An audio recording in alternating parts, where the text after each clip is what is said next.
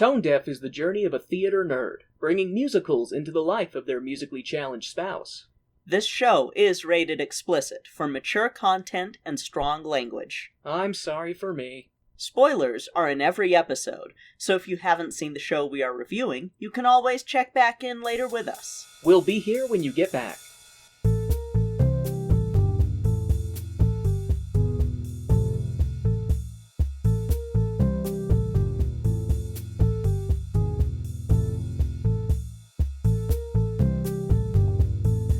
Welcome to Tone Deaf, a theater nerd's guide for their musically challenged spouse. I'm Kay, a musical theater nerd. And I'm Warren. I'm musically challenged. So, thank you all so much for listening to these episodes and joining us on this journey, because this is the Land Before Time movie where things start to get weirder. Like, things are still kind of straightforward, and we didn't have weird crossover stuff in the last 5. Oh no, is this where we get the Flintstones Land Before Time crossover? No. God, don't put that into the universe, though. Jetsons Flintstones Land Before Time? This is where I feel they really start running out of ideas. Land Before Time 6. Are we really still making these? Basically, yeah. Though this one, the real title, is Land Before Time 6, The Secret of Saurus Rock. Sodomy. We discussed this. Sodomy is the secret of Saurus Rock. God. So, this one I did not watch very often when I was a kid. I think I watched it, well, I have it written in my notes of when I last think I watched this one, but this one, I remember watching it the first time and being like, this was where I started going, oh, they really don't know what they're doing now. They're just playing it by ear. They're just playing this by ear. Like, the last ones, I could kind of go, okay, I can see they're working in a moral, or they're working in something else. This, I don't even know why this one exists. I know why. Because Land Before Times 2 through 5 sold relatively well, and they can guarantee that they're going to earn X amount of money. Yeah, this one did sell well enough, and they had tie-in products like Quaker Oats had a thing, and... Fuck you, Quaker Oats. Yeah, like... How dare you just besmirch the name of the Quakers, who were anti-racist, helped smuggle freed slaves into the North. Like, how dare you? Assholes. Fuck you and your instant oatmeal. But, a couple of little trivia things with this one. This was the last Land Before Time film to be done in the 90s, being released in 1998. This is also the last one that was done with traditional cell animation, so we're going to have an art shift with the remaining movies because they were done with digital ink and paint. So, this was done in 98, and it's the last one to be released? I thought they were released, like, every year. Until this one. Then was the next one released in 2000? Yes, I believe it was. Still post 9/11. You mean pre. Pre, thank you. Pre, what are words but a jumble of letters that we make noises with and decide that they mean things? It's all nonsense. It's all words, it's all nonsense. Especially English. But only slightly less nonsense than French. So, this one had been rated, I believe it was 5.9 on IMDb, and I really should have done ratings for the ones before this, but I will do ratings for the ones after, just so that you can watch the quality slip.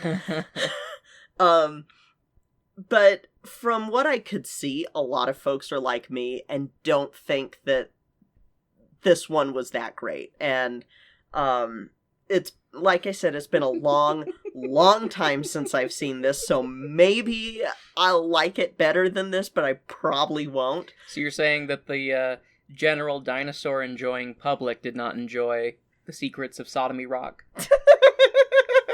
What happens at Saurus Rock stays at Saurus Rock? Show me on the Saurus Rock where the dinosaur touched you. I don't know how to quit you. But, Broke Saurus Rock. I think... Oh, God. Brokeback Saurus Rock. You don't realize why that's funny. Why Broke Saurus Rock is funny, but you'll find out soon. So, I think I last watched this when I was going through a depression spell when I was like 14, 15, or 16. I don't know exactly which age, because those years were a haze of theater and depression.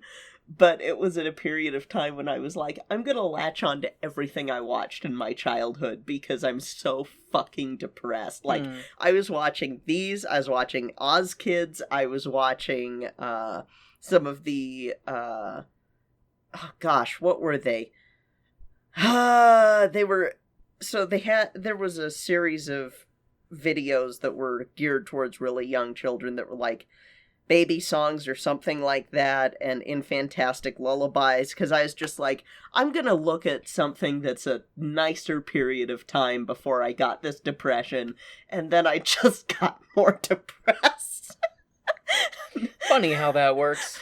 Hey, folks. In seeking to cure my depression, I only made it grow stronger. Take it from Kay, this is not a good coping mechanism for depression. It just makes it worse. Should have a Surgeon General warning on every Land Before Time. Warning! This does not cure depression. This, Oz Kids, and infantastic lullabies and baby songs, they do not cure depression.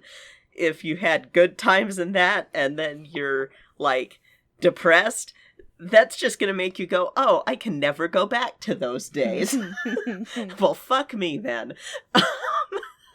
There was allegedly a script that was on eBay that was supposedly a draft script for this film, dated in 1996 and had a bunch of deleted scenes, which would mean that this was in production for a while, and I really hope this isn't true, because that would mean that our theory that these are first drafts that just got shat out every year is inaccurate, and that they made these choices and decided, yes, this is the best choice.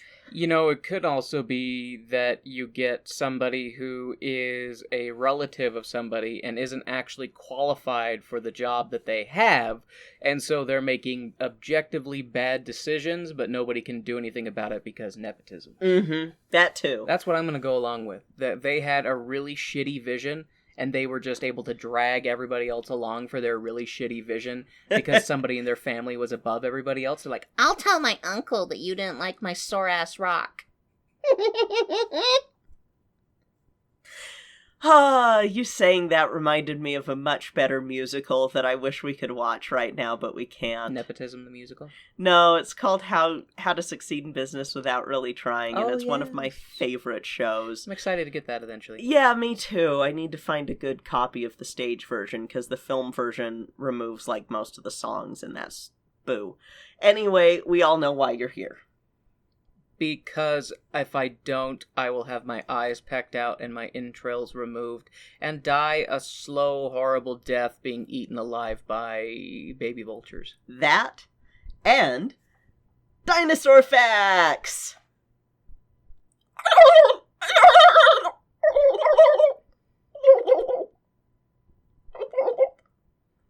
Did that turkey just...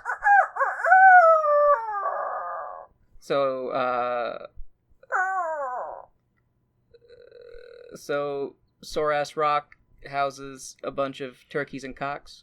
I did that because those are extant dinosaur noises. And also, I've been working on my turkey calls. Why? I don't know. It's weird. An intrusive thought. It's the echolalia. I don't know. Weird skills that Kay levels up in their off time. It's so bad, guys. While you were busy working, I studied the skills of echolalia turkey mimicking.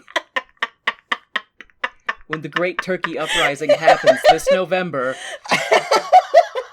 I will be accepted into their flock, and we will dine on human.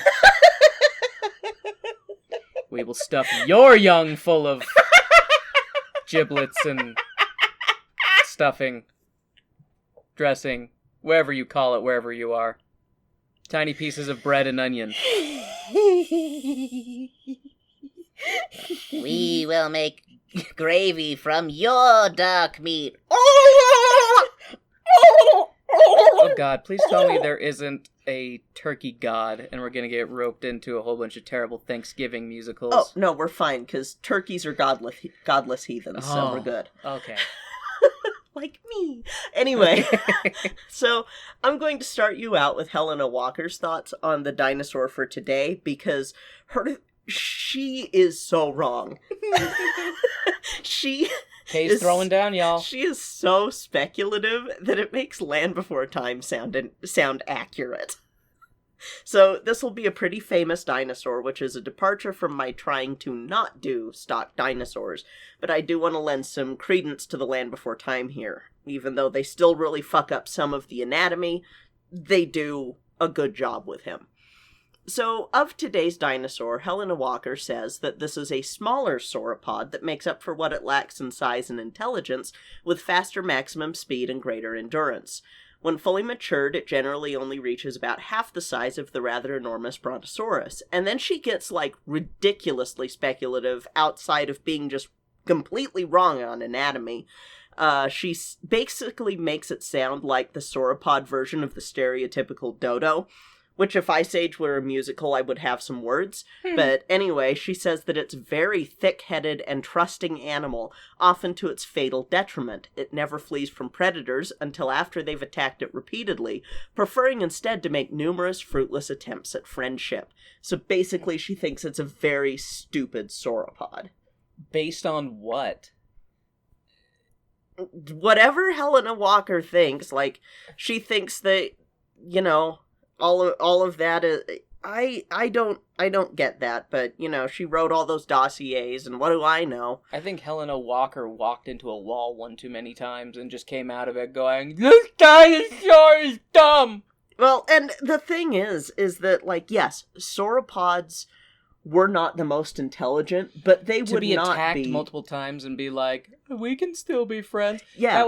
You have to have a certain level of intelligence to understand the concept of friendship. Mm-hmm, mm-hmm. And instead, she, would be like, oh, well, if, let's say you transport back in time, you could easily just feed it food and it'd be your best friend. And it's like, no, it would still wreck you because this animal does not... No, anyway... If you think about when this animal came up in the Jurassic, it would not be friendly like this. It would be like, oh, I'm gonna kill you if you try to attack me. Especially because they have a very formidable weapon, which we'll talk about in a moment, from what real scientists have to say about it. I wonder if I know a dinosaur. I'm thinking it in my head.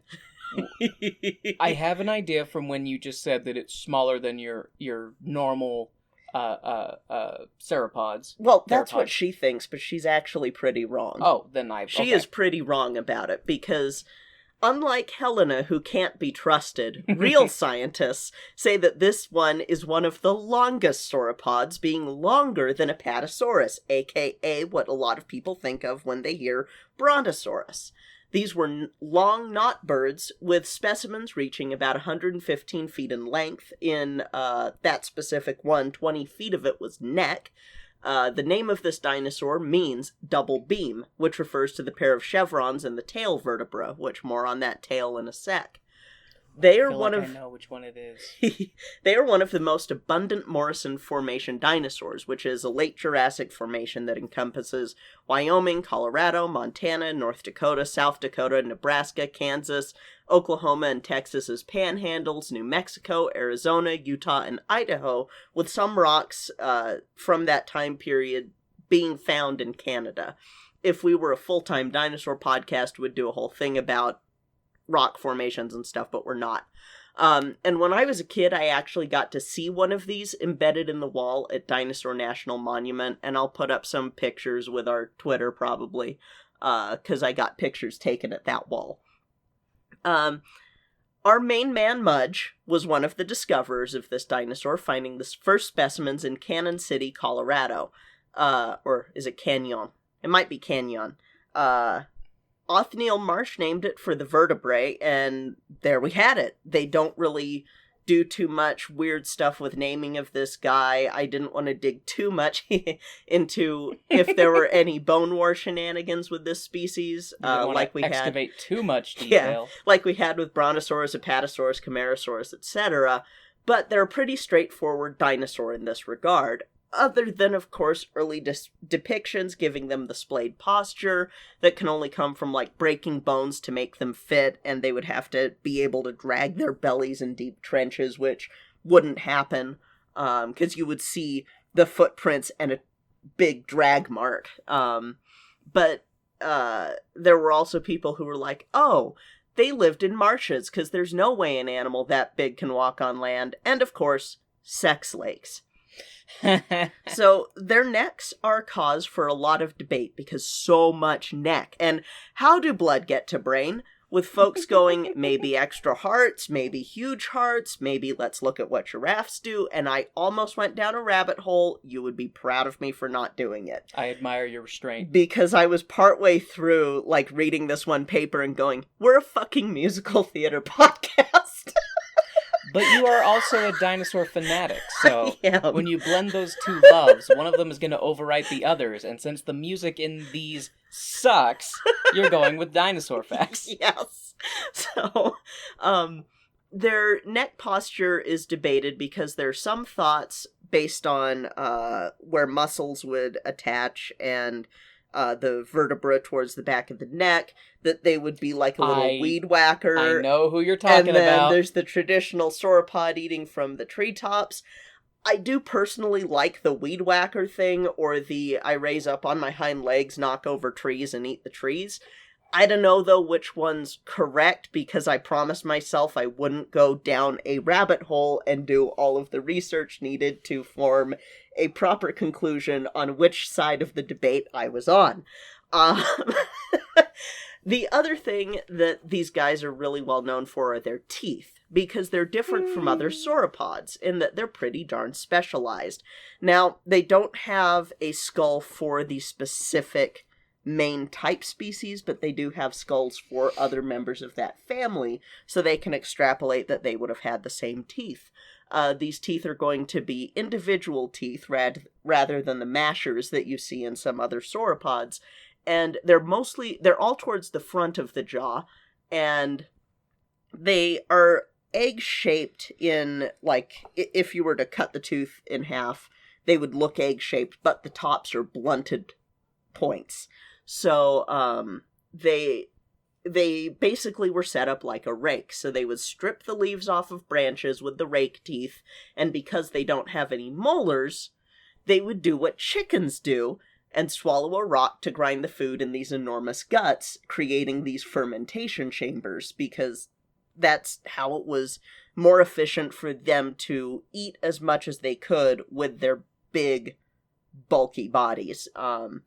And it makes sense that they would use gastroliths, which is the swallowing rocks, because chickens do it. Because chickens don't have teeth, and they have, with all of the varied diet that they have to be able to digest it all, so they swallow rocks to aid in digestion. But here comes the thing that I think will make you solidify what you think this dinosaur is. Remember, I said something about their tails. So, their tails are really, really long? Yes, in Land Before Time 6 and the TV series, they portray their tails a bit more accurately and use one of my favorite theories about these guys. And to back up, we have actually seen this dinosaur in the Land Before Time before, in the first movie. Aha! These guys were the greedy longnecks that devoured the stand of trees that the kids thought were the Great Valley. But the big inaccuracy of them, more than anything else, were their tails, because in that movie, it was a short tail. In real life, in this movie, and in the TV series, our character that is this species had a tail that could get up to 45 feet long, having 80 vertebrae in that tail, which tapers down to a whip that can either be used to counterbalance, make a loud noise to scare potential predators, probably less likely, or to beat the ever-loving shit out of an Allosaurus. What do you think it is? Oh, god damn it. Diplodocus. Yes! Woo! Good job! Yay! Look at me knowing things. Yes. This episode this movie will have the introduction of a recurring Diplodocus character who comes back for the TV series named Doc. Oh, I was going to ask if his name was Dip. No, but his name is Doc, and the whip is used in kind of a... Please tell me he doesn't have a goddamn prehensile tail and he doesn't use the tail to grab things. No. Good. But in using his tail as a whip, can you guess what sort of character Oh no. he... Oh no. Is he like a rancher and herding other dinosaurs? He's not a rancher, but he does use his whip. Is he like an Indiana Jones style dinosaur and he uses his whip to swing around? Think more cowboy-ish. Like cowboy era type. Well, I said like herding animals, like. But he wasn't not cowboy-ish, but cowboy media and Western media, and a really famous one that I hated well, he's not a rancher because he likes to be alone, because he's gonna be like another character from that sort of genre, the Western genre, the stereotypical Lone Ranger that doesn't herd cattle. Did the Lone Ranger have a whip? No, but that's what they... I only ever know of if Indiana Jones has a whip, and if you have a whip, it's used to herd cattle. Yeah, in this, because they can't have him using a gun, like the Lone Ranger would do, he's using a whip. And he's the lone dinosaur. Fuck you, Doc. And they have him doing the whole Western drawl and howdy, Pilgrim. It's like they took John Wayne, the Lone Ranger, and then went, oh wait, but Diplodocus has a whip tail. What do you say we go have ourselves an adventure, little fella? This movie is so fucking stupid. And a little bit of a backup, growing up in Colorado and Utah, I was a big fan of Westerns. Like, I liked it. I guess I should say I was a big fan of the aesthetic. I didn't like the actual movies because they were pretty white-centric. But I did like the aesthetic, and I really liked the idea of the Lone Ranger archetype, someone just wandering in the area, and if there's trouble in a town, he comes in and saves the day. But this is fucking stupid, and I hate it. Even though it uses one of my favorite dinosaur facts of Diplodocus having those whip tails, I think that they use it very stupidly in this movie. And they also do some continuity issues that it's like, well, where the fuck was Doc in the last 5 movies? Oh, is it something stupid like, I'm the ranger who keeps watch around the perimeter of the Great Valley. I keep those sharp teeth from coming. Hey, you get back!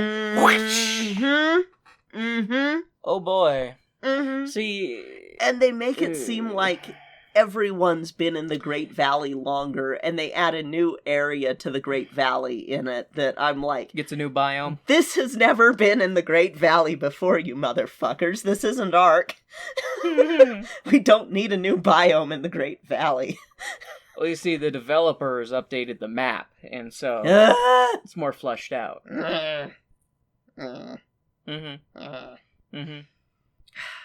But yeah, let's go watch the behavioral sink that is Land Before Time 6. Actually, this one isn't the behavioral sink movie, but there will be one. So let's go watch Land Before Time 6 if you're good with it. Yee-haw! Get up, get, let's go!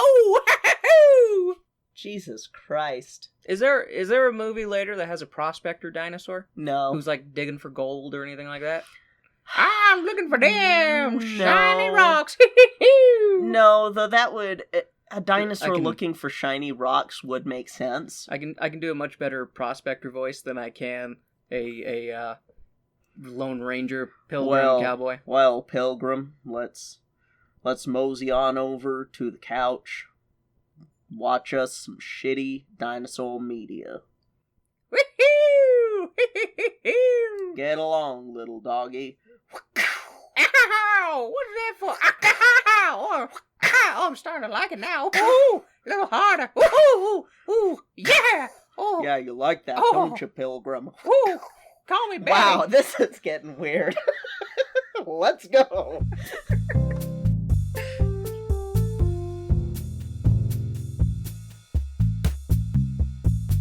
Hey, Warren. Hey, Kay. Do you know what time it is? Is it time to thank our Patreon sponsors? It is! Woo! We would like to thank our Stage Crew sponsors, Jeff, Reagan, and Jasmine Wu. And our Producer Circle sponsors, Jesse, BeAnArtsHero, and Taylor Brandt. Thank you all so much for your continued support of our show. We truly appreciate it. Hey there, everybody. Welcome to Up All Night, an Are You Afraid of the Dark podcast. We're your hosts. My name's Cortland. And I'm Brandon. And in our podcast, we take apart each episode of Are You Afraid of the Dark, scene by scene, and discuss it in detail. This show is prime early 90s Canadian acting at its best. Or, in some cases, worst.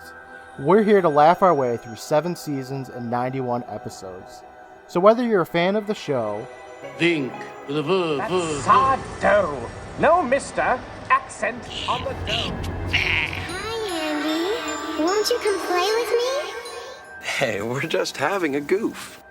Or experiencing it for the first time. We know there's nothing better than staying up all night with a scary story.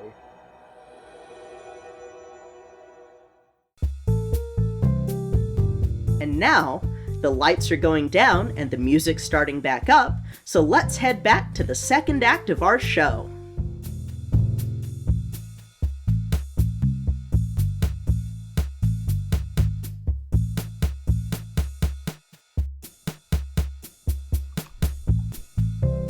So, what'd you think of the lone dinosaur? Secret of Saurus Rock. You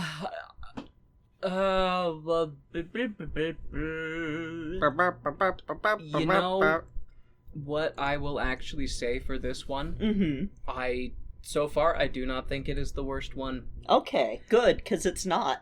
Well, I mean, out of the ones we've seen. Oh, out of the ones we've seen. Yeah. I should say out of the ones I've seen. And the other thing, and this might be the only other positive thing I have to say. 1, it's not the worst. Mm-hmm. 2, even though I complained about it the whole time, the pacing in this is actually probably one of the better paced movies of the ones we've seen. Yeah. Because it doesn't have a lot of wasted scenes where it's like completely frivolous and doesn't serve anything. Yeah. You have kind of intermediary scenes where it's like, well, this character's over here doing this, and as they're going to go find the others, they find them here doing this. Mm-hmm. And so it's not terrible. And one thing that comes to mind is with not the last one, but wait,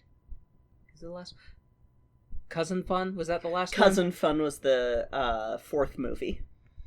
So 2 movies ago. So 2 movies ago, Cousin Fun, that one had terrible pacing. It did. The whole cave scene was just took forever and dragged. With this one, it actually is paced pretty decently, because it's like intro, meet new character, go to location, come home, bad stuff, go back to location, come like it's not terrible. And I'll have to agree with you there, because rewatching it, I don't hate it as much as I used to.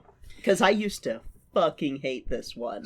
I don't like how they try to have the Western twang, kind of thing. I felt like Doc, he didn't sound as much of a cowboy as I thought he would sound. He was just a little more gruff. They're trying to make him a little John Wayne-y, and they come off as not.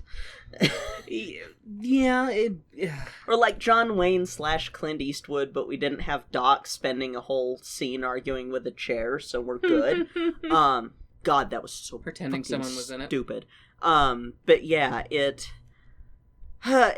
not as bad as I remember it, and I'm happy for that, because I needed that after what I know is coming, because I've seen some of these much more recently. I mean, don't get me wrong, because as you will recall, since it was just a few moments ago, I complained about this the whole time. Yes, and it was hilarious. Because there was so much dumb.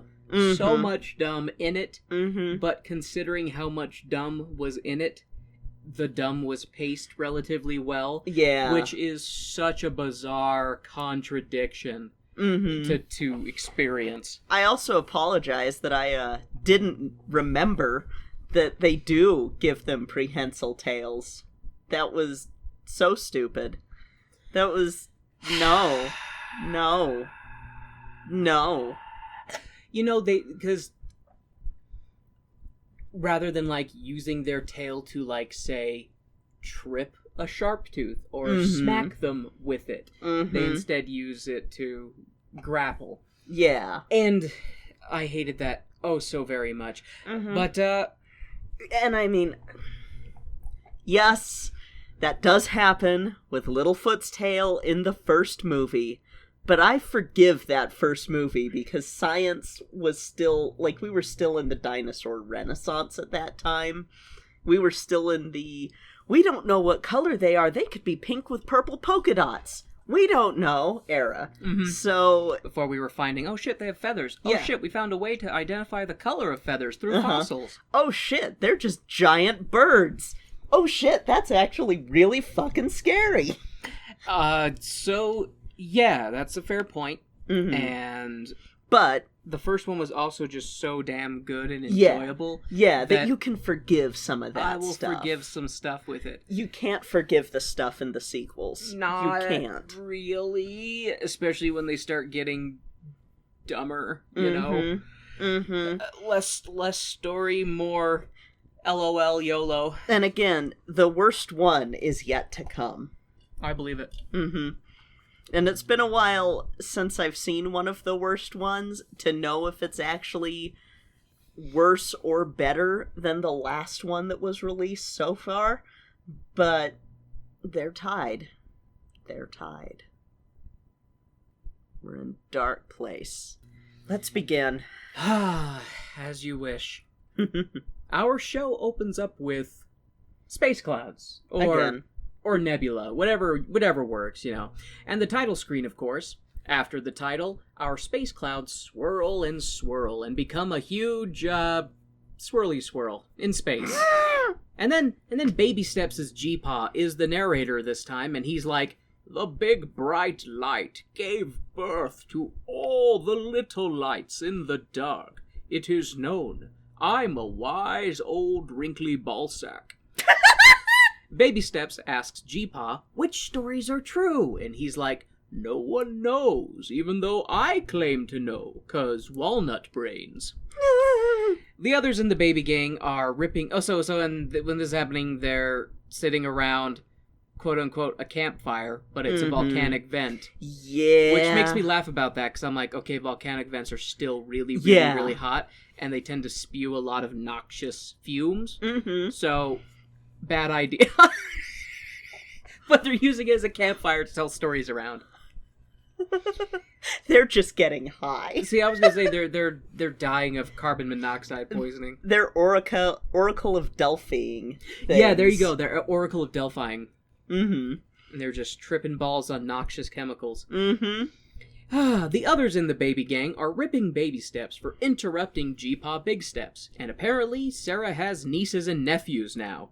News to us, I guess. Anyways, Sarah tells her younger familial horns to shut the fuck up or she'll stomp them to death. And G-Paw Big Steps is like, well, the big sky ball passed many times, and some dinosaurs discovered the Great Valley. But before the first movie, apparently. Even though in the first movie it's explicitly clear that the Great Valley is a story. But anyways, the Great Valley of ye old yesteryears, a big sharp tooth attacked the peaceful herbivores. But who? Who, I ask you? Who should rise to this dire occasion to save all these peaceful plant eaters? Well, I'm upset you would ask such a question, dear listeners, but since you asked, I'm contractually obligated to tell you. The super brave hero dinosaur, the lone dinosaur, shows up and becomes embattled with the fierce Sharptooth. The stupid-ass Sharptooth rolls a nat 20 and is actually able to scratch this long neck dinosaur in the face with its stupid little arms. The face scratch was apparently a critical and caused the lone dinosaur to fall to the ground. And as the Sharptooth stands triumphant over its defeated foe, the lone dinosaur uses his prehensile tail to grab the Sharptooth's leg and throw him into a rock. So fucking dumb. With his impressive physical attribute that did not exist, the lone dinosaur is able to defeat the Sharptooth. And just as quickly as he arrived, he departed the Great Valley, much to the anime tears of a tiny longneck who was like, "But stay with us, Mr. Lone Dinosaur, with a prehensile tail that sure as shit never existed in your species or any sauropod species ever, because the bones would break to achieve such dexterity." And the lone dinosaur leaves because it knows it will face an endless series of questions about its physically impossible tail. But then G-Paw Big Steps mentions that a time later there was a big earth shake and the ground made electricity. Yep, I'm not joking, listeners. The ground made electricity and a long neck-shaped rock emerged out of the ground. And the dinosaurs around it named it Saurus Rock. So there you have the setup. I'm sure the lone dinosaur will tie into Saurus Rock. So glad you're here to discover the secret of Saurus Rock with us, dear listeners. I'm glad that Greek was invented by this point. So that they had a name for it. Because the word dinosaur is Greek. Anyways. Lizard Rock. It's fucking Lizard Rock. Yeah. Not a lizard. Definitely a rock. Anyways, after G-Paw Big Steps finishes his story, Sarah notices that her niece-views are all scared and shaking and shit. The term is nibbling. That's the gender-neutral term for niece and nephew. It's adorable. Is that true? Yes. I fucking love it. I adore that term. Yes. A nibbling. Yes. Why did I not know this until now? That is amazing. I want to use that word in more sentences now. So, yes, Sarah notices that her nibblings are all scared and shaking and shit, and Sarah decides to troll them by saying that the Sharptooth will get them, or something. I don't know. Does what Sarah says in this moment really matter to the wider story of this movie? I feel like calling it a story is a very, very generous term on my part. Onward. G-Ma Big Steps comes in to be like, "Are you telling the children your dumbass tales about that freak lone dinosaur with his physically impossible tail that disappeared a long time ago?" And G-Pa stutters and is like, And G-Ma is like, "I knew it! I'm sick of your shit!" Anyways, she tells the children to go home and go to bed. And as all the individuals set out, G-Ma tells Baby Steps that it's his turn to go to bed. And Baby Steps starts role-playing as he's walking that he's the lone dinosaur. The lone dinosaur can find his way home in the dark. Are you coming with me? And then we cut to Baby Steps having a dream, I think. Yes, we are. Where he saves a hot single mom and her kid from a Sharptooth by whipping it with his baby tail. And the crowd of dinosaurs cheer Baby Steps as the Sharptooth flees with a big old welt on its leg, all eep, eep, eep, eep. As Baby Steps fades back to sleep, we see on a distant mountain a shadowy silhouette of a mysterious lone dinosaur. Perhaps the lone dinosaur. Put a little cowboy hat on him. Right. Blew it to him like the pigeons. Oh. Anyways, the next morning, Sarah, Baby Steps, and the others, including the three-horn niece fuse, are wasting food by knocking it off trees, and Sarah's dad loses his shit and is like, "Gah, you're wasting food. This is the time of the leaf changing. Are you trying to create a food shortage, you little bastards?" And if Daddy Tops had been reincarnated as a human, he would be the dad that like freaks out if you touch the thermostat. I was just thinking that. Get out of my head. Oh my god. Anyway, so yeah, Daddy Tops. Mm-hmm. Ugh. Daddy Tops yells at them. In like 2 movies, we'll have a new name for him. Don't worry. G-Paw Big Steps comes in to be like, "Calm down, Daddy Tops. Who doesn't have a name yet?" Well, I ruined my line. "Calm down, Sarah's dad, who doesn't have a name yet." And after the jerk leaves, the kids decide to play Lone Dinosaur. And Sarah gets elected to be the Sharptooth, 'cause she's a mean bitch. And Sarah starts to chase all the other dino kids. Baby Steps goes to be like, "Have no fear, I'm the Lone Dinosaur!" And Baby Steps falls to his death like a dumb shit. But unfortunately, he gets saved by a mysterious stranger who just happens to be the Lone Dinosaur. After he saves Baby Steps, Sarah's dad comes in and is like, "Get away from our kids, you creep." And Sarah and the others try to tell Sarah's dad that he needs to calm the fuck down. G-Paw and G-Ma Big Steps thank the lone dino, who introduces himself as Doc. Sarah's dad tries to fight Doc because he's like, "Bah, we can't invite Doc to stay in the valley and eat food. There's not enough." And everyone is like, "Shut up, pointy face." And then Sarah's dad marches off all pissy. G-Paw and G-Ma are like, "Oh, sorry about him. He's a dick, but he's not so bad when you get to know him." And Doc is like, "I don't think I want to stay that long." And everyone laughs, except Sarah, because she knows her dad is a dick. Anyways, Baby Steps stealths away to spy on Doc while he's eating his lunch. Baby Steps starts asking Doc a bunch of questions, and Doc gets fed up and is like, "Kid, I think I hear your friends calling." And Baby Steps takes the hint and leaves.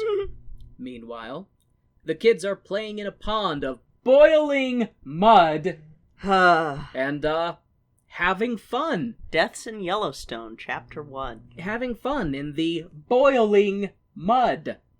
Sarah even gets trapped in a boiling mud bubble and is floating while trapped inside. Yes. This boiling mud bubble.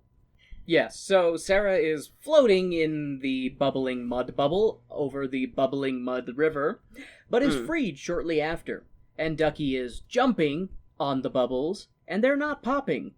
Boiling mud bubbles are not popping, and are supporting Ducky's weight as she jumps from bubble to bubble. After they are done playing in the boiling mud, Baby Steps comes in to be like, You guys! I don't know who Doc... I know who Doc is, you guys. He's the lone dinosaur. Yes, the lone dinosaur, you guys. And Sarah is like, "No, you're dumb." And Baby Steps launches into a song about the lone dinosaur. And the song is just about how the lone dinosaur is a badass and beats up Sharp Teeth.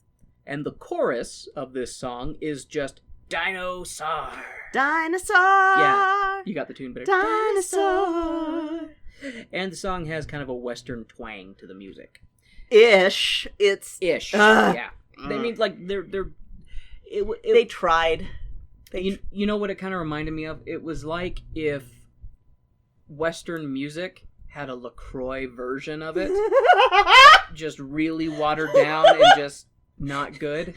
This is Western music as heard from, like, 50 miles away.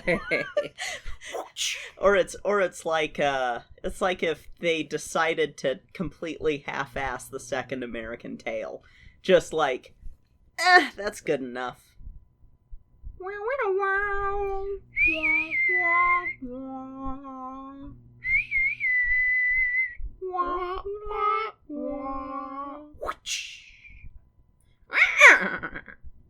Rawhide! And more things. Raw dog. Onward! The song is done, and Sarah is like, wait, did your G-Ma Big Step say that the lone dinosaur was a long, long time ago? How could it be Doc? And I'm like, good fucking question, Sarah. Way to use logic in this fleeting moment. And after Sarah grills Baby Steps, G-Pa Big Stepper calls him home. And then we see the nibblings sneaking away and giggling. We cut to that night, and Baby Steps is in his dirt bed, role-playing being the lone dinosaur, complete with Western one-liners like, you talking to me? And shit like that. God. G-Pa Big Steps steps in to tell Baby Steps to go the fuck to sleep. The next morning, Sarah comes to Baby Steps and is like, ah! Have you seen the nibblings? They're missing! And the kids set out to find them. Thag just eats stuff while they're looking, and Ducky Dumbfuck crawls under an Edmontosaurus. Maiasaurus. Okay. Because her name's Maya. Oh. And she's from the second movie. Okay. Crawls under a Maiasaurus, and is talking to her eggs like, hello, are you in there, nibblings? Yup. Anyways. Ducky's dumb. Yup. The child gang regroups and are like, Where did you see them last, Sarah? And Sarah recounts that they were all having a great time playing in the boiling mud when Sarah got a bug up her ass and yelled at the twins. Then Baby Steps mentioned Saurus Rock, and they're like, Saurus Rock! And then they set out to Saurus Rock. We then see the twins, with their lack of self-preservation, climbing a mountain and jumping between caverns, almost dying and just LOLing the whole time. Just, I almost fell to my death. This is so much fun. I can't wait to climb Saurus Rock. This will be great. Oh my gosh. Oh my gosh, did you see how I almost died? Wasn't that funny? Let's play Leapfrog as an Allosaurus with only 2 fingers chases us. But according to the Land Before Time wiki, this is an Allosaurus. And I'm just getting to that. The twins are leapfrogging in the forest, and a Sharptooth gets their scent and is tracking them.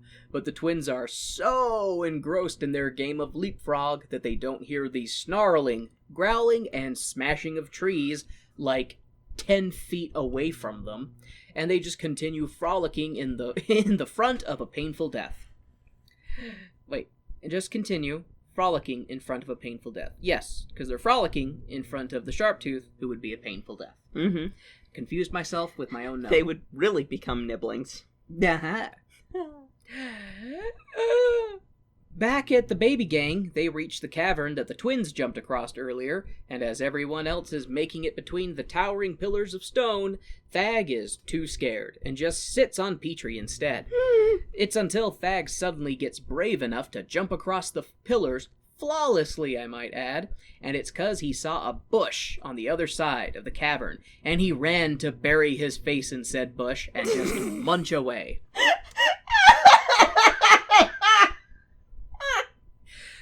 What's funny about that? I don't get it, Kay. Did I say something funny? Was it a possible innuendo? What's an innuendo? I'll be innuendo. We then see the pillars they used to cross the cavern crumble and fall into the cavern. The kids all lament that they'll have to take the long way home. They took the long way home. Never mind. Let's keep going. The kids then come across the Sharptooth who was chasing the twins but got stuck in a tree like a dumbass, and they're like, ah! And the Sharptooth gets freed and chases the kids, and gets stuck in another tree, because it can't conceptualize going around trees instead of through them. It bothers me that the Sharpteeth, the theropods, are treated so ridiculously, like, just, oh, they're an idiot. They don't know how to get past a tree. No. It makes me laugh that they consistently, herbivores are talking about, it's a good thing that sharp-tooths are not very smart, which is just so scientifically inaccurate, considering that meat-eating animals tend to have a much higher intelligence than herbivores, almost universally. And I still argue that those brains can pack so many neurons into it, because if you look at their at the dinosaurs that are still alive right now, so many neurons in those brains. Even though they're small, they're smart. They're smart burbs. They may be small, but they're fierce. Yes, they are. Yeah, no, dinosaurs that live around. It's not the size, Kay, it's how they use it. Mm-hmm. It is, and the dinosaurs that live now are fucking terrifying if they get mad. Can you fly? I can't fly. Onward. The baby gang makes their way to Saurus Rock, and they're playing on top of it. The twins are rolling on top of the mountain and fall off, hitting Sarah on their way down and causing the mountainside to crumble. Losing one of the sharp teeth around the rock's neck, because there are rocks that look like sharp teeth. Because it's like a necklace, because dinosaurs could conceive of necklaces. Sure. The three horns all fall to the ground, but they don't die. And neither does Thag, who almost gets crushed to death by the chunk of rock that fell off the mountain. As Sarah is yelling at the twins, saying that they better not tell Grandpa about their adventure, because he's scarier than a Sharptooth when he's mad, our Sharptooth, who gets stuck in trees, found his way around them eventually, and sneaks, in quotes, up on Sarah, and she's like, "What's the big deal? Why are you all backing away and looking at me frightened and shivering in fear? And why don't I, Sarah, notice the growling and stomping behind me? Is that rain that hit my head? That was so stupid. Why does it smell like saliva?" And then Sarah realizes that a Sharptooth is right behind her and drooling on her head, because it's hungry and is going to eat that bitch. The Sharptooth has an interesting genetic mutation. Its hand changes between having 2 claws and 3, then back to 2. It does this multiple times and makes me want to scream at the TV. Yeah, like some animation errors, okay, whatever, but that one is bad. It's in the middle of the motion, like it's one thing if you're like cut from a scene to another scene and they might have something out of place or whatever, but we see its hands be like 2 and then all of a sudden 3 and then all of a sudden back to 2. And because my brain is not firing, have we discussed Ducky and the fact that she can translate for the twins? Has it gotten to that point? Yes, because that was when they were climbing up Saurus Rock, and she explained that... Oh, yeah. I know what they're saying, because I'm a twin. Because I had 13 brothers and sisters, so I guess we're 13 twins. So, I did not talk about that, but yes, the Nibblings all have like a baby talk that's not... It's like the twin speak that twins sometimes do. Not all twins do. I chalked it up mostly to them being in the same way that like when a little kid talks, they're doing their best, but you kind of have to piece together what they mean. Yeah. So it's kind of like that, and Ducky can translate, because they're like, "What did they say?" And then Ducky translates for them. They're like, "Oh, how do you know what they're saying, Ducky?" "Well, I'm a twin too. There were 13 of us that hatched at the same time. So I guess we're 13 twins." Which I think just lends credence to my theory that Ducky dies every movie, and they just replace Ducky with another one of her twins. It's either that Ducky dies every movie, or this is the first time any of them found out that Ducky's a twin, and now they're wondering, okay, which one of Ducky's siblings was hanging out with us? Which one's the real Ducky? Who's the real Ducky? All the other Duckies are just imitators. Will the real Ducky please stand up? Please stand up. Please stand up. I'm the real Ducky. Yup, yup, yup. All right. I'm sorry for that one. I think it's fine. Don't apologize. You know who should apologize? The writers of this fucking movie. Anyways, speaking of that, the kids all run from the Sharptooth and hide in an empty tree trunk, which the mutant Sharptooth picks up and throws the stuffed tree trunk, which gets lodged in a canyon and serves as a bridge for our heroes to escape, but just barely, because Thag gets stuck, and Baby Steps has to pull him by the face to escape the tree hole. And the Sharptooth throws a tantrum and bites the tree, causing it to break in half, and the Sharptooth falls into the canyon. And we get to see the Sharptooth do an exaggerated scream roar and falling scene, and the kids get to watch him die. Good times, good times. Hey, kid, you ever seen a dead body? Hey, you guys, remember that time we were on an adventure and we saw a Sharptooth fall and die?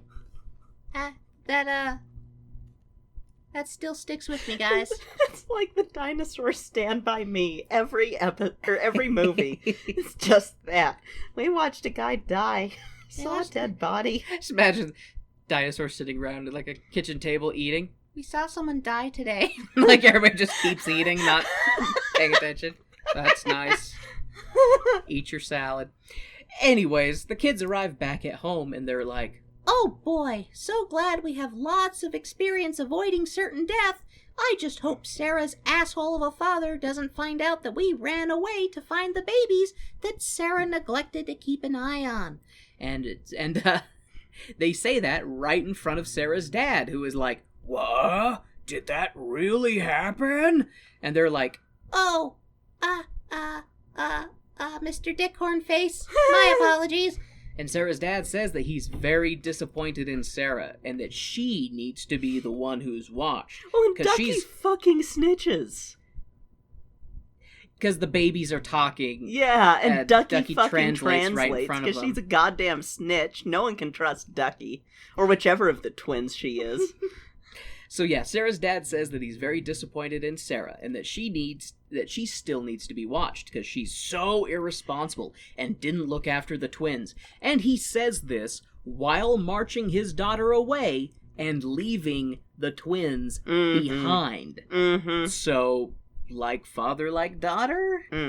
I love that level of, I don't know, irony or whatever, of hypocrisy, how he's yelling at her, talking about how she's so irresponsible for not paying attention to the nibblings, and then he's not paying attention to the nibblings, and they're left behind. Yeah, it's...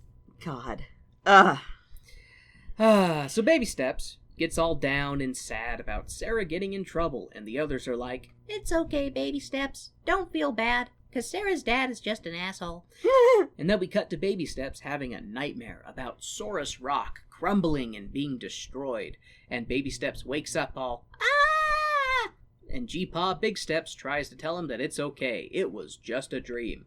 And Baby Steps asks G-Paw, "What would happen, hypothetically of course, if Saurus Rock were to be damaged or destroyed in any way?" And G-Paw is like, Oh boy, well, legend says that if Saurus Rock were destroyed, bad luck would descend upon the Great Valley, and it would be the fault of whoever broke the rock. Baby Steps is like, "Oh, shit." The next morning, Baby Steps is talking to Petrie, who is like, "Bah, bad luck is no sense, no such thing." And then Ducky and Thag come in to be like, "We both got stung by buzzing stingers, and now we have medicinal plants around our wounds because dinosaurs understand medicine. Yep." And then the kids launch into a song about bad luck, and how bad luck is bad, and if bad stuff happens, it's bad luck. Yeah, and Thag sings in that song, but he's just like keeping a tune. He does the bare minimum of scat. Yeah, he's... Because he gets dragged along on these adventures, and he doesn't want to be there. He just wants to eat, because he knows he needs to get big quick. After the song, Baby Steps is like, "Oh God, it's just like what G-Paw said. Bad luck is happening." And then we cut to Sarah's father and the other adults around the river, which is dry, and they're like, "Shit, what could have caused this river to dry up?" And they all mutter and murmur to one another about what could have caused it. Baby Steps sees Doc in the distance and scampers off to go talk to him. Baby Steps asks Doc if he believes in bad luck, and Doc is like, "Yep."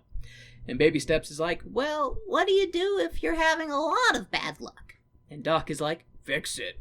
Fix what you can, accept what you can't." And Doc explains that there are other valleys just like this one, and, he's a loner, and, yeah, he's a traveler. Which I love that they're talking about, there's valleys just like this one all over. I'm like, why is this one so important then? Why is this one the Great Valley? Because they're all nationalists. They're all dinosaur nationalists, and the Great Valley is essentially like the America of the dinosaur world. This is my valley. It's got some plants. That explains why later on they're angry about immigrants. Exactly. No, this is... It doesn't matter that we immigrated to this valley. We don't want anyone else coming to this valley. Bingo. Because they keep saying, like... It's like they suddenly are aware of the fact that, no, there were other dinosaurs when we came to this valley, because how else would we fucking know about it unless it was a normal migratory path? And then they decide to just sit in this valley that can only sustain so many animals, because that's how ecosystems work, and they get all nationalist about it. And, like, this is the best valley. No other valley's better than the Great Valley. Make the Great Valley great again. Keep the Great Valley great. Kick out all the immigrants. That's how it kind of feels with it. And I don't know. It's one of those things that I don't know that anyone ever pulls that apart or not. That the Great Valley really isn't so great. There's a lot of issues about the Great Valley. Right? Every movie, there's something happening. Every movie, there's something happening, but then it always turns back to, but we like the Great Valley. This is our valley. And remember when the Great Valley got eaten by swarming leaf gobblers, and they had to leave the Great Valley, and then they went and found another Great Valley? Yeah. And they're like, cool, we have 2 Great Valleys now. It's ridiculous. It's absolutely ridiculous. I like the old theory that's completely inaccurate, but... That it's heaven and they're all dead? That it's heaven, because that makes more sense than it being this valley that things keep happening to. Or it's purgatory, and they're all stuck in purgatory because they were never baptized, and they're waiting for Raptor Jesus to come and... Well, they're waiting for Raptor Jesus to be born and then die for their dino sins. So they won't accept Raptor Jesus because Raptor Jesus is a sharp tooth, and these herbivores are pretty nationalistic against sharp teeth too.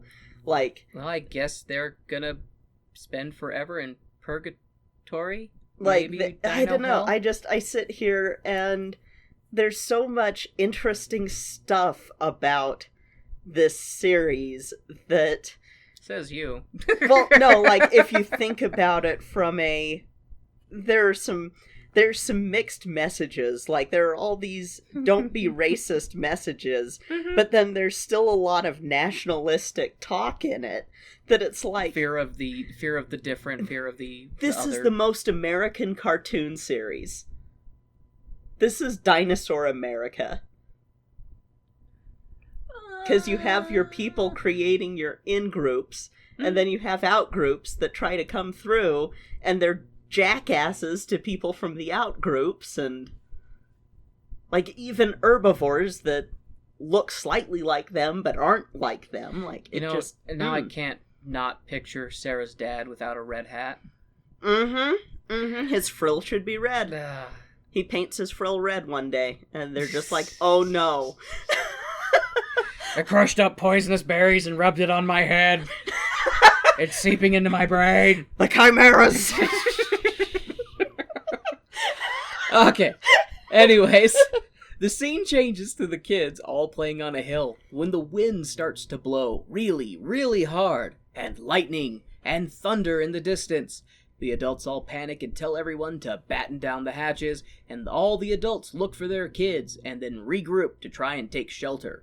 But then there is a tornado in the Great Valley. Yep, a tornado.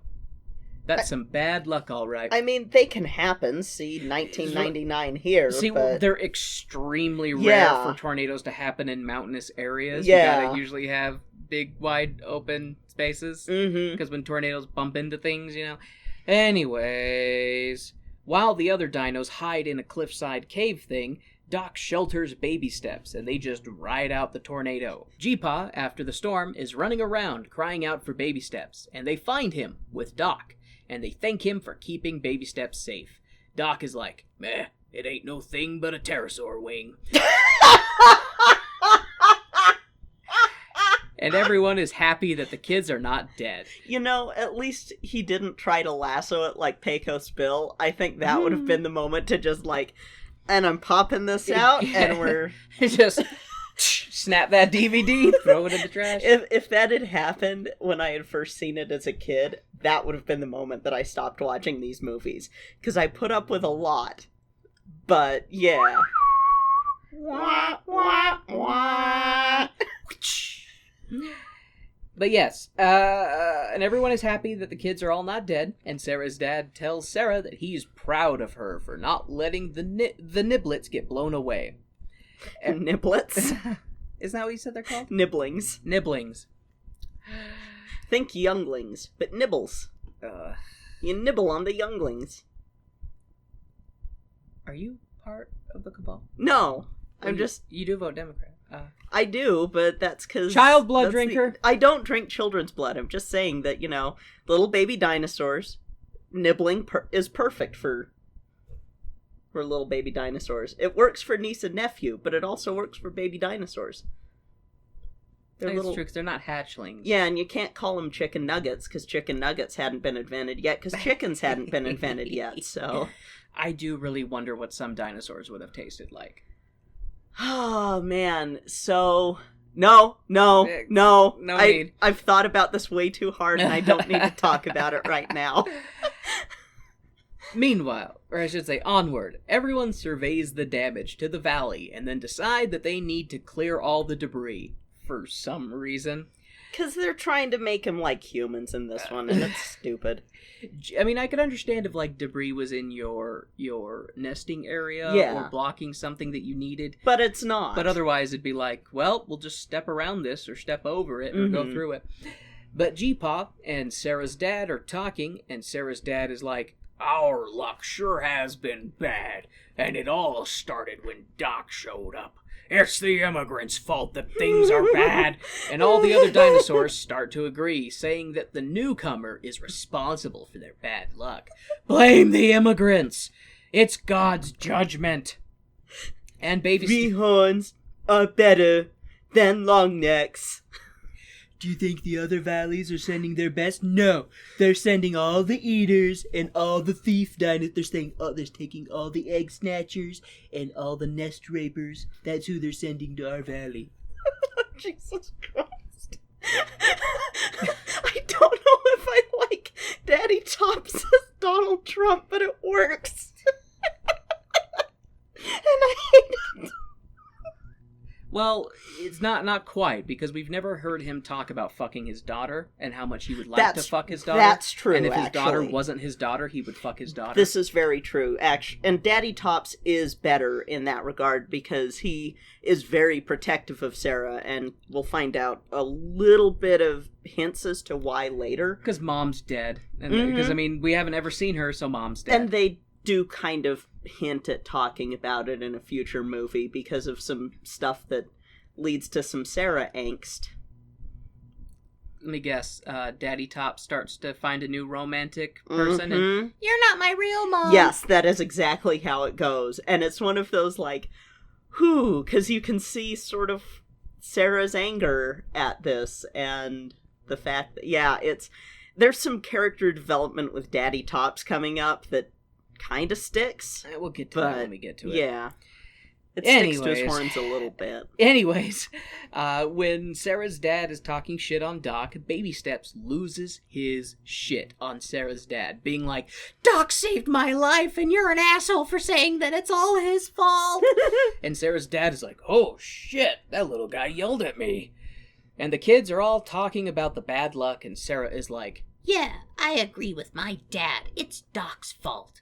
And Baby Steps is like, you bitch, it's you. You know it's your fault. You know that it's our fault that Saurus Rock was destroyed.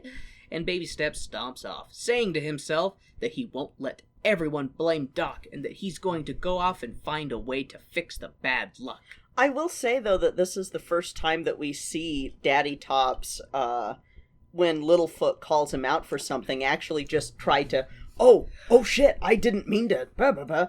And, like, it's the first time that you see that, because usually he's just... I will say that I think one big, huge difference between that moment and past moments is that Littlefoot has never had that much passion. Yeah. He was very... Yeah. He's like, he saved my life twice! Like, he's just like... He does. Like, he really is yelling at him. And, like, all the adults are like, holy shit. And then, you know, Sarah's dad is like, oh, I didn't mean to upset the little guy. And G-Paw's like, I know. It's just, it's a complicated thing, you know. You know, you keep saying this stuff about long necks, and it's kind of weighing on my grandson. And maybe we need to... You know, maybe if you weren't such a bigoted asshole, things would be... Maybe stop blaming everybody who doesn't look like you for all of your problems. Yeah. You know, maybe sometimes the world is just shitty and bad things happen for no particular reason other than it's just part of life. It's not a long neck's fault. It's not a duckbill's fault. It's not anyone's fault.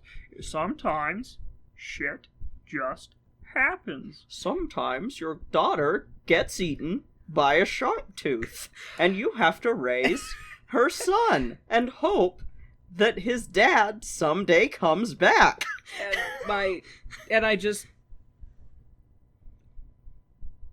Does Littlefoot's dad come back in a later movie? Maybe.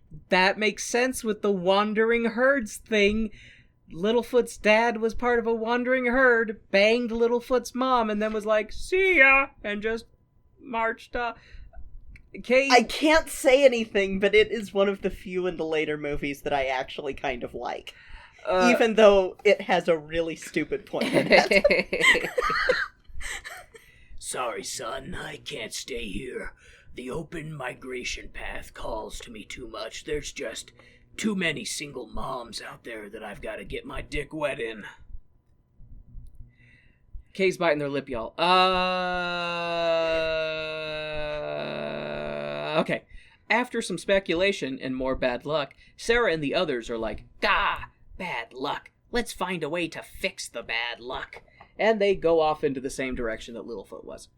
We then cut to Baby Steps, who seems to be taking the same path that the Nibblings? Yes, Nibblings. That the Nibblings took. The twins. The Twinblings. Yeah, I started calling them twins, but I like the word Nibblings, and I'm trying to... Yeah, so they took this... Littlefoot is Baby Steps. Yes. Is taking the same path that the Nibblings took to get to Saurus Rock. And Baby Steps has a moment of introspection and wonders if the other dinosaurs ever talk to themselves out loud too. And then he launches into a song, a very bad song. I can't really tell you what the song is about other than Baby Steps is like swinging from vines and talking about how he's on his own. And we see Baby Steps continue marching to the mountains where Saurus Rock was. The song is basically like, I'm alone, and when you're alone, you gotta do things by yourself, because you're alone. What was really annoying with that song is that everything. You can, other than everything, is that you can hear they do not keep him on the rhythm of the music. He just kind of, it was the most pokey little puppyiest of the songs that we've run into so far. Nobody wants me. Like, I swear that they just had him record a take, and then we're like, okay, we're good, and it's like, no, try to make this better, god damn it. But, like, it's one of those songs where I heard the potential for it, and I got mad that they didn't do another take. The potential squandered. Yeah, or at least, like, coach the kids singing it, because kids can learn to sing music correctly. Look at every child star on Broadway. And, like, not saying anything bad about the kid voicing Baby Steps, but just it... God, you've got me doing it now.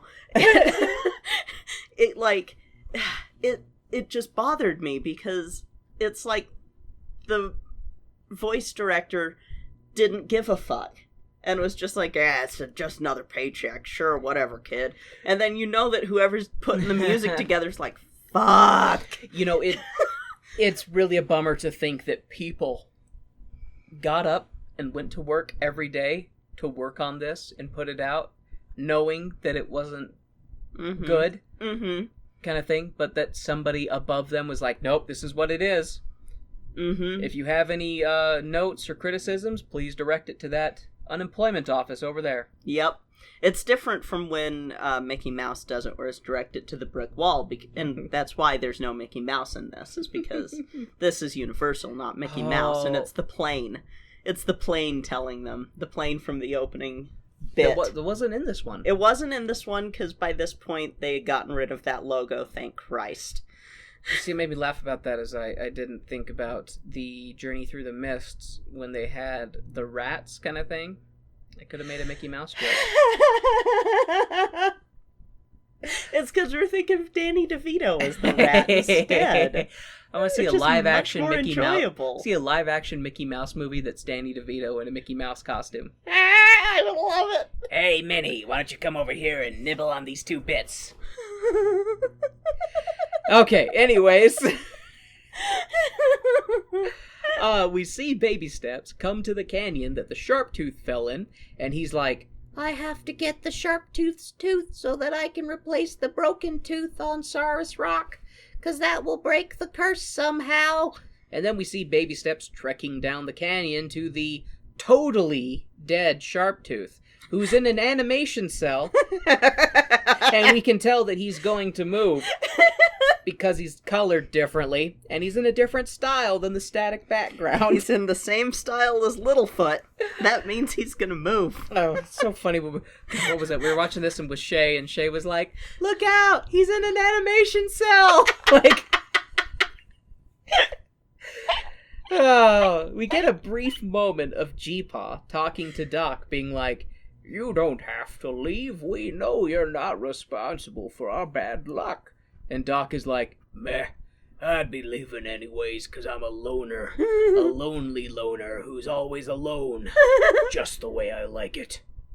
And G-Paw is like, Baby Steps will miss you. And Doc is like, he's a good kid.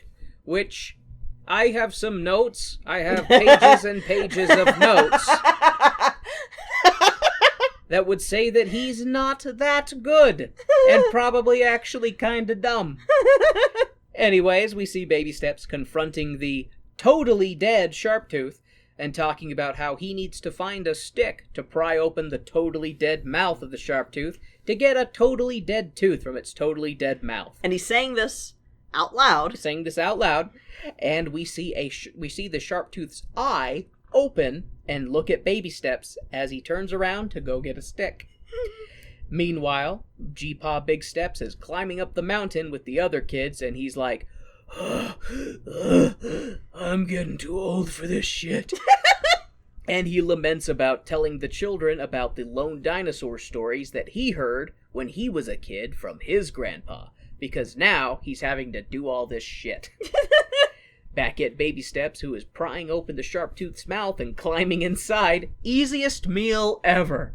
Could you imagine, Kay, if food just climbed in your mouth for you? I mean, then again, if it's doing that, it's probably raw, and I don't want to eat. I don't want to eat raw chicken. And you saying that just reminded me of Food Fight and Eat me. God damn. God damn. But yes, Baby Steps crawls inside. No, not Food Fight. Food Fight's different. That made me think of Sausage Party, is what it made me think of. I've seen enough of it because somebody shared the food orgy scene on Facebook without warning, and I happened to scroll past it and learned very quickly how to turn off autoplay. Man, I mean, whole new meaning to cream filling and glazed donut holes. Anyways, Baby Steps pries open the Sharptooth's mouth with a stick and climbs inside.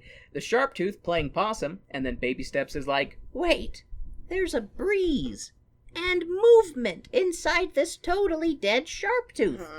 That means it's not dead? Oh, shit! And Baby Steps scrambles out of the Sharptooth's mouth as it chomps closed. Baby Steps hits the ground and scrambles away right into another Sharptooth. And Baby Steps is like, I hate being little! Which that scene was a great That scene. actually made me laugh. It was either I hate being little or I'm tired of being small. I'm tired of being... Or I think it was I'm tired of being a lone dinosaur, because he had been this whole time like, I'm a lone dinosaur. I'm a lone dinosaur. Okay, I misheard it then. I thought he said he didn't like... He was tired of being little. Yeah, he was tired of playing the lone dinosaur, and it's such a little kid moment. And that's one of the few genuine Shit little got kid... real. Yeah, that's one of the few genuine little kid moments that was written in one of these. Mm-hmm. They sometimes have those, like the other line that made me laugh was when they're telling Doc that Sarah's dad's not so bad once you get to know him, and he's like, I don't think I want to stick around that long. Yeah. Kind of thing, and I was like, ha ha. Mm-hmm. But yeah, so Baby Steps is like, I don't want to be the lone dinosaur anymore, and he runs away.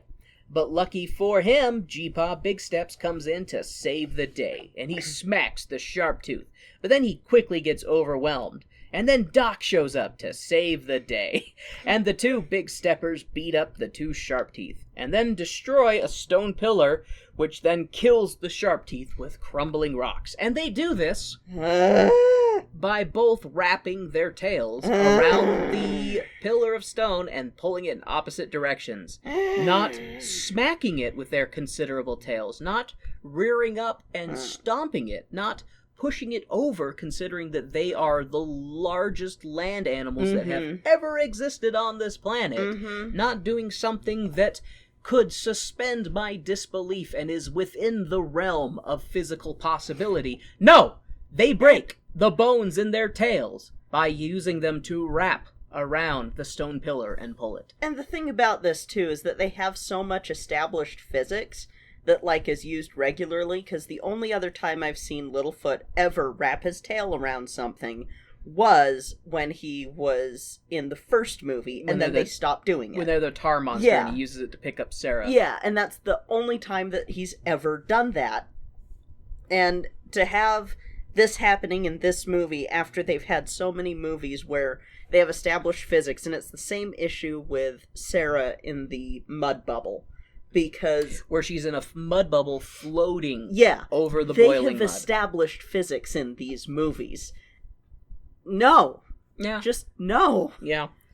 Yeah, it bothers me, and the thing too is I don't feel like I'm being overly critical, because if I was a kid watching this, I would have been like, that doesn't work. Oh, yeah, that doesn't make sense. When I was a kid watching this, I was like, what the fuck?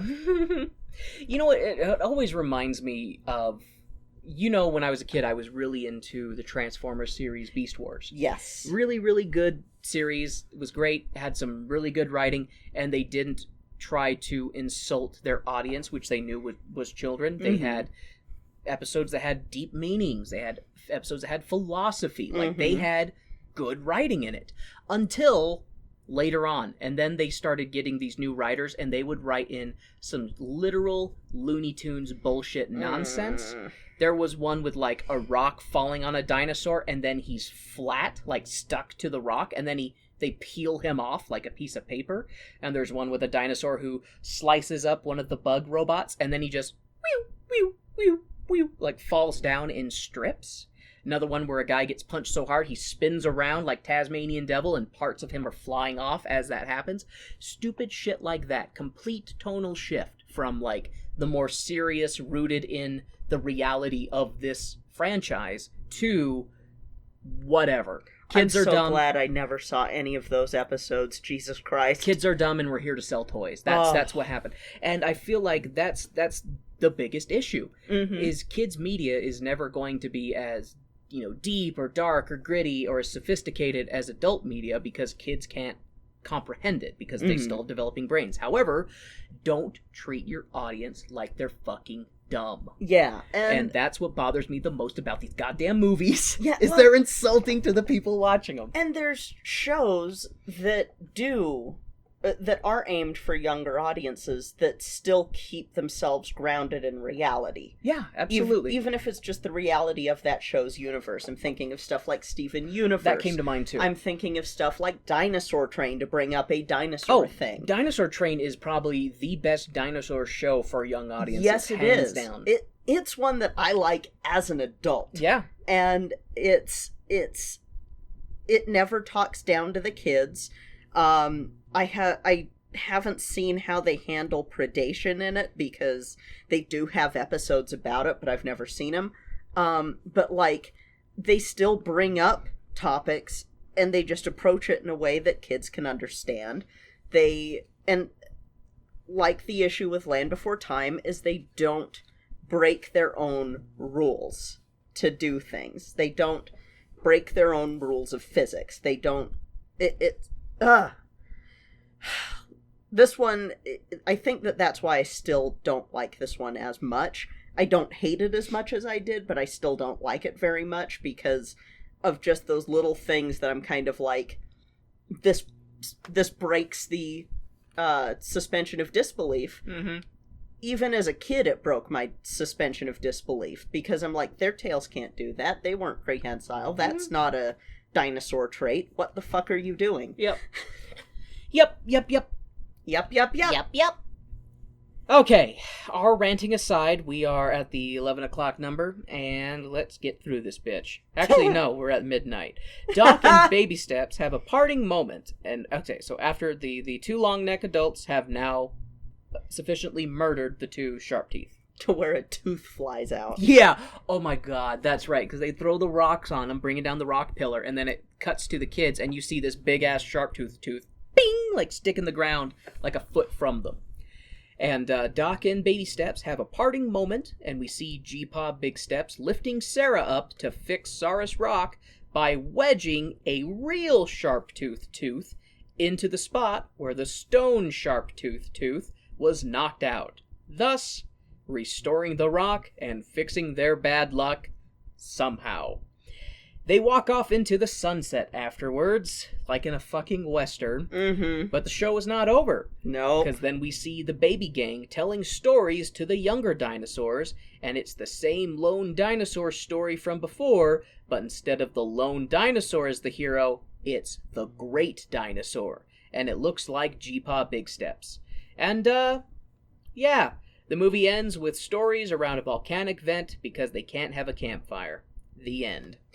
And this is the first time that you see a young pachycephalosaur, which is weird because of the way that species is portrayed in every movie. Yeah, they're always sharp-toothed monsters. You know, they're always roaring and attacking the children, and now they have babies that live in the Great Valley with them. It's like, are they predators or not in this universe? Like, have some consistency. Yeah, again, they're breaking their own rules, and I don't like that. Me either. So, one thing I will say is that I didn't put it in my note, but after they defeat the Sharp Teeth, and I think, I can't remember how it happens. It's Doc and Baby Steps saying goodbye to one another, and Doc, like, cups Baby Steps' chin with his tail, you know, kind of like a reassuringly... Yeah, that was a weird animation moment. It kind of looked like a purple tongue. It was kind of weird. Mm-hmm. But then, I don't remember how the dialogue happened, but Baby Steps was saying might have been saying something about how Doc is his hero, and then Doc said that you have a better hero or something like that. It was something like, what happens if we need a hero? And that's then, right. Kid, you already have one. You already and then have he looks back and sees his grandpa. And that's when he sees his grandpa lifting Sarah up so that she can fix Saurus Rock. And I will say that I do think it's really cute that it starts out with, because this is actually something that I think kids could relate with in the sense that you have hero worship, hero idolation from someone who's an outside source, somebody who's not a known entity. Mm-hmm. And then by the end of the story, the kid realizes that, hey, this person who's been in my life this whole time is actually pretty great. And then that stranger hero gets replaced by the known hero. And so I did like how that story at the end, they swapped the lone dinosaur for the grandpa, and the grandpa was now the hero. I did think that was cute, and I liked that. I think it could have been done without the bad luck subplot, because then it would have kept it a little bit more focused. You know, it is one of those things that I think the bad luck subplot was kind of dumb, and I think that another secondary moral could have been, don't necessarily base your entire life around superstition. Yes.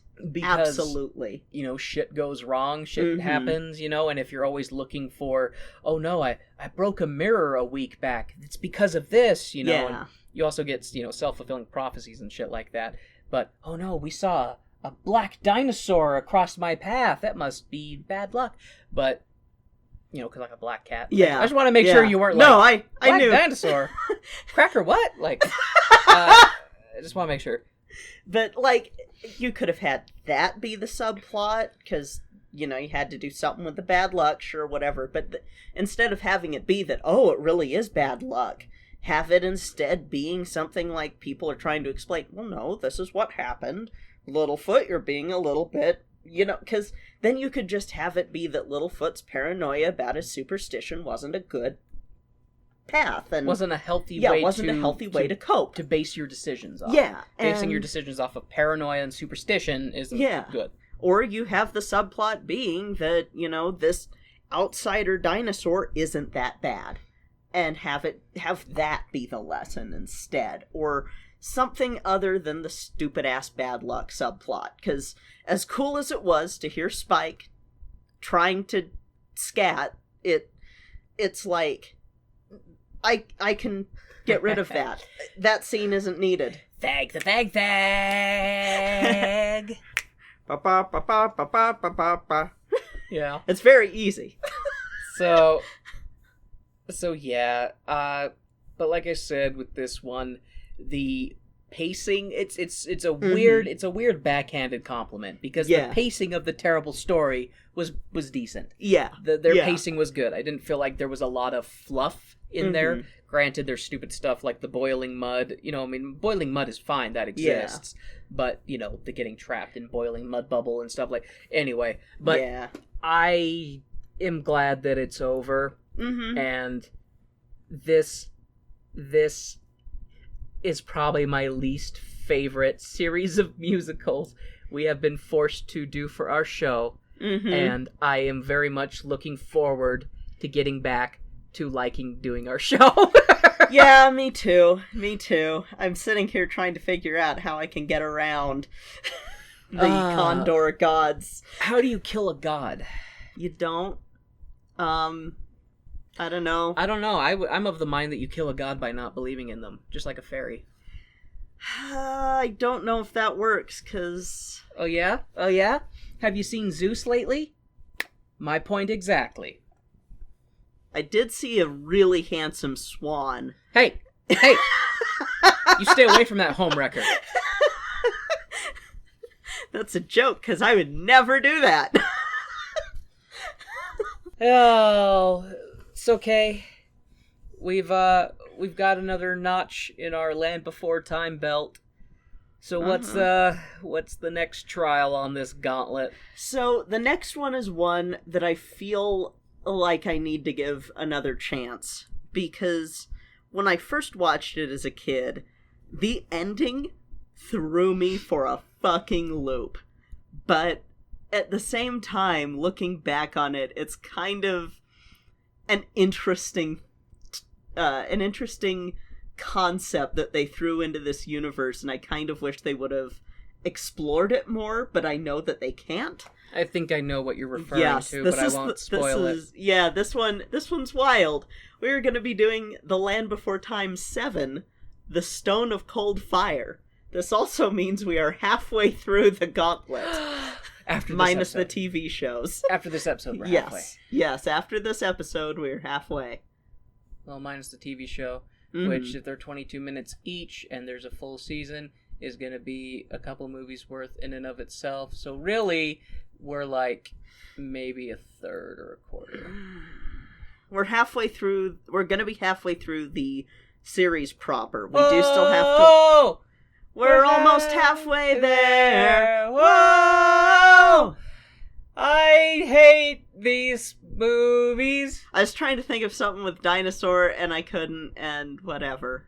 But, yeah. These are beating me down. I am so excited to do something else after this, because I think after all these movies, we're going to do the Annie beatdown.